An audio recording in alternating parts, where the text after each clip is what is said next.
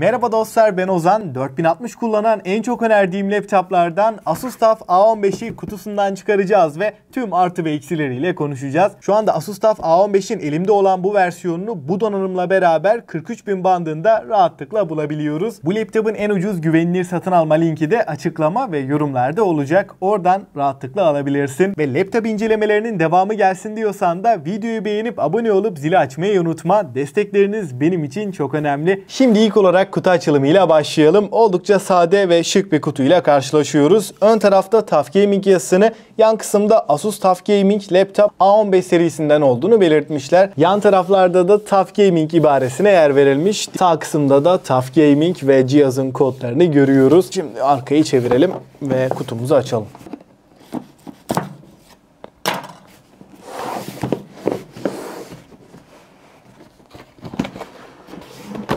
Şöyle bilgisayarımızı bir kenara bırakalım. Bakalım kutudan neler çıkıyor. İlk olarak garanti kitapçığını görüyoruz. My Asus yazılımını tanıtan bir kart. Ardından kullanım kılavuzu önümüze çıkıyor. Burada da TUF logosuna yer verilmiş.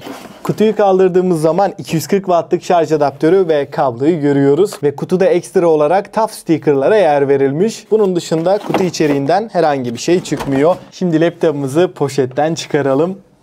Açıkçası ilk izlenimde oldukça şık ve sade bir tasarımla karşılaşıyoruz ve burada metal kasaya yer verildiğini söyleyeyim. Hissiyat olarak gerçekten premium bir yapıya sahip. Alt tarafa baktığımızda RAM ve fan girişlerinin olduğu bölümde havalandırma kanallarına yer verilmiş. Üst tarafta da 2 adet büyük havalandırma kanalımız var. Sağ ve sol tarafta da sıcak hava kanallarını görüyoruz. Laptopumuzun giriş çıkış seçeneklerine baktığımızda sağ kısımda güç girişi, Ethernet portu, HDMI, 2 adet Type-C ve USB 2.0 portunu görüyoruz. Bunun yanında 3.5 mm kulaklık jackının olduğunu da söyleyeyim. Sol kısımda da bir adet USB 2.0 girişimiz var ve adaptörümüz 240 Watt. Güç tüketimi olarak da yeterli. Hem de boyut anlamında gerçekten kompakt bir adaptörle beraberiz. Laptopla beraber adaptör 2.4 kilogram yapıyor. Yani adaptörün gücünden kısmadan taşınabilirlik konusunda başarılı bir iş çıkmış. Gaming laptoplar içinde gerçekten kompakt bir yapıya sahip. Tek elle açılıyor mu ona da bakalım. Laptop tek elle açılıyor mu o da önemli. Herhangi bir şekilde alt kasa oynamıyor. Üst kasa metal ancak iç yapıda plastik bir yapı kullanılmış. Fakat Asus TUF serisinde askeri sınıf bir dayanıklılık olduğu için burada malzeme kalitesi oldukça tok. Kasa herhangi bir şekilde esneme yapmıyor. Hissiyat anlamında da çok başarılı. Ben testleri yapayım, Windows'u kurayım. Bir hafta sonra deneyimlerimi anlatacağım. Biliyorsunuz Asus TUF serisinde askeri sınıf bir yapı kullanılmış ve bu 2024 versiyon TUF A15'te de devam ediyor. Fakat elinizde terleme sorunu varsa biraz parmak izi bırakan bir yapıda.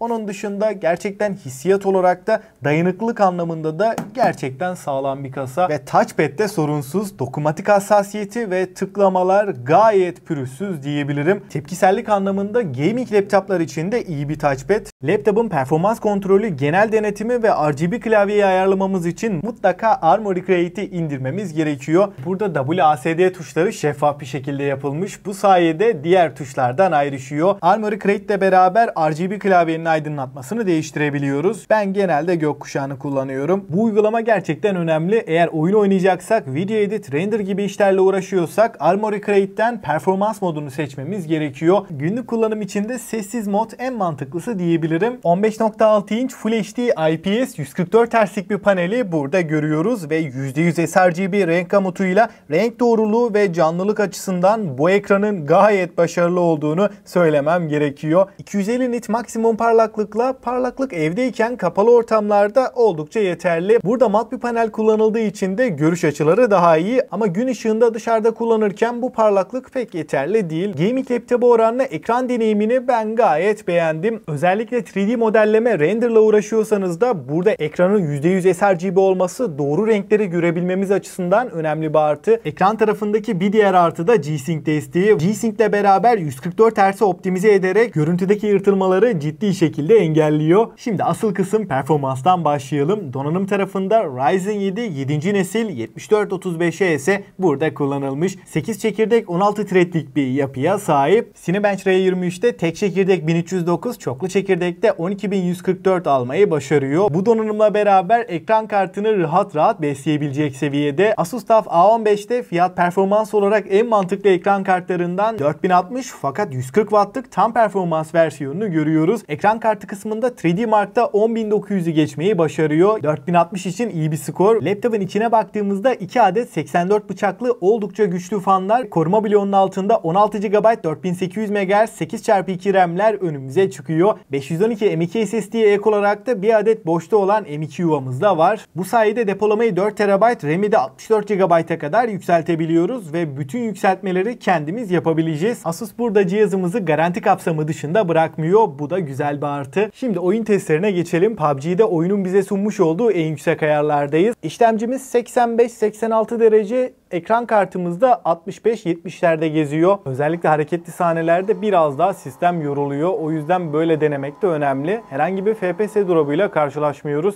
İşlemci 83 derecelerde şu anda. Ekran kartı yine 70 derecelerde. Bir sonraki oyunumuz sistemi en çok zorlayan oyunlardan Red Dead Redemption 2. Grafikleri ultra'ya alalım. DLSS'te kaliteye aldım. Şu anda oyun donanımı sonuna kadar sömürüyor. Buna rağmen işlemcimiz 80, ekran kartımız 66-67 derecelerde. Call of Duty'de de en yüksek ayarlardayız. İşlemcimiz 82, ekran kartımız 65 derecelerde. Fan sesi de açıkçası çok yüksek değil. Son olarak da Cyberpunk'ta DLSS kalite modunda high ayarlarda test edelim. Şu anda işlemcimiz 85, ekran kartımız da 75-76 derecelerde. FPS'imiz 50 bandında geziyor. Bu değerler 4060'lı bir cihaza göre çok iyi diyebilirim. Ve tabii ki olmazsa olmaz GTA 5 ile beraberiz. Her şey olabilecek en yüksek ayarlarda ve GTA 5'in Enhanced yani güncellenmiş versiyonu olduğunu söyleyeyim. Burada grafikler daha iyi. Klasik GTA 5'e oranla da sistemi daha çok zorlayan bir oyun. Şu anda 100 FPS'leri görüyoruz. İşlemcimiz 85 derecelerde, ekran kartımız 70. Gayet iyi değerler ve bu sayede oyun testini GTA 5 ile kapatmış olduk. Açıkçası genel olarak oyun performansını değerlendirdiğimde Ryzen 7 7. nesil ve 4060 oldukça optimize çalışıyor. Burada şu anki piyasada tüm oyunları en yüksek ayarlarda rahat rahat oynayabiliyoruz. Ve 4060'ın 8 GB VRAM'e sahip olması da önemli bir artı. Burada 4050'nin 6 GB'lık VRAM'ine oranla eğer laptopu alıp uzun vadeli kullanacaksak 8 GB